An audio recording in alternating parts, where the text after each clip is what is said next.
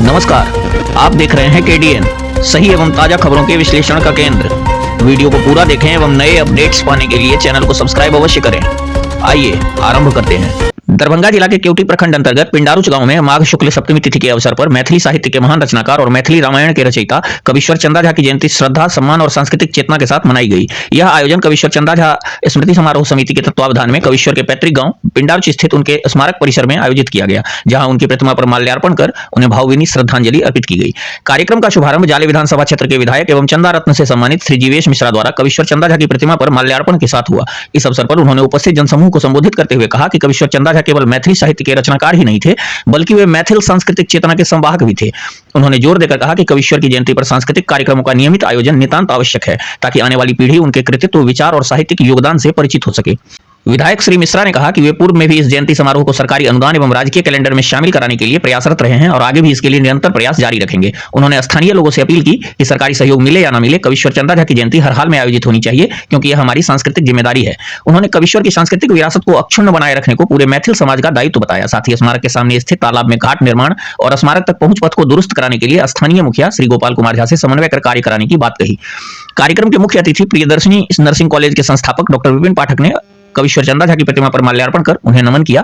अपने संबोधन में डॉक्टर पाठक ने कहा कि साहित्य और संस्कृति समाज की आत्मा होती है और ऐसे महापुरुषों की जयंती समारोह समाज को अपनी जड़ों से जोड़े रखने का कार्य करते हैं। उन्होंने आगामी जयंती समारोह में यथासंभव सहयोग देने का आश्वासन भी दिया।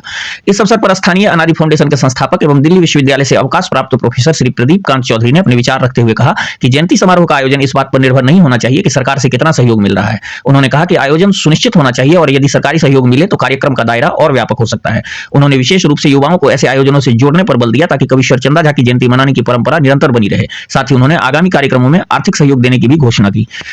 स्थानीय मुखिया श्री गोपाल कुमार झा ने अपने वक्तव्य में कहा कि उन्होंने अपने पूर्व कार्यकाल में भी स्मारक निर्माण में भरपूर सहयोग दिया था और आगे भी संस्था की आवश्यकताओं के अनुसार सहयोग देते रहेंगे। उन्होंने कहा कि गांव की सांस्कृतिक पहचान को सहेजना उनकी प्राथमिकता है।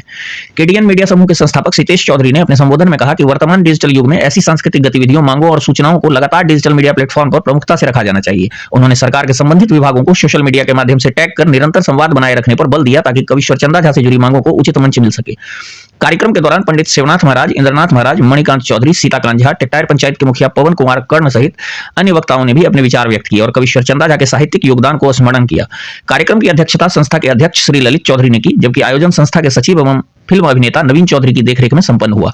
मंच संचालन की जिम्मेदारी निराला महाराज ने कुशलतापूर्वक निभाई। इस अवसर पर बड़ी संख्या में स्थानीय, ग्रामीण, बुद्धिजीवी, साहित्य प्रेमी एवं मीडिया कर्मी उपस्थित रहे। संपूर्ण वातावरण मैथिली साहित्य, संस्कृति और कविश्वर चंदा झा की स्मृतियों से ओतप्रोत नजर आया।